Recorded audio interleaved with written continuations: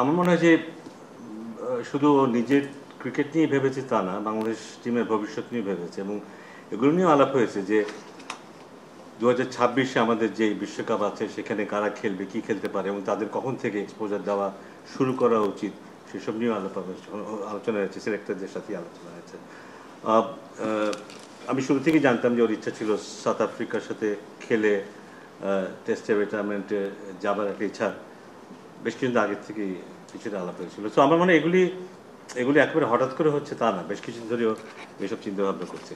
আহ, সব ঘটনা যদি নর্মাল থাকতো আমার মনে হয় তখন এরকম কিছু হওয়ার সম্ভাবনা থাকতো বোধ হয়, কারণ নিজেও আস্তে আস্তে বোধহয় উপলব্ধি করছে যে ওর ফরম্যাট কমিয়ে দেয়া বা না কমালেও কম কম করে খেলা, সো দ্যাট ও নিজের সাথে ওর শারীরিক সক্ষমতার সাথে মিলিয়ে ও যেন ইন্টারন্যাশনাল ক্রিকেট খেলতে পারে। আমি দেখি কারণ আমি এখনও ওর যেই ব্যাটিং দেখেছি দুটো টেস্ট ম্যাচে, আমি রিসেন্টলি এরকম ব্যাটিং ওর দেখিনি, বেশ অনেক দিন এরকম দেখিনি।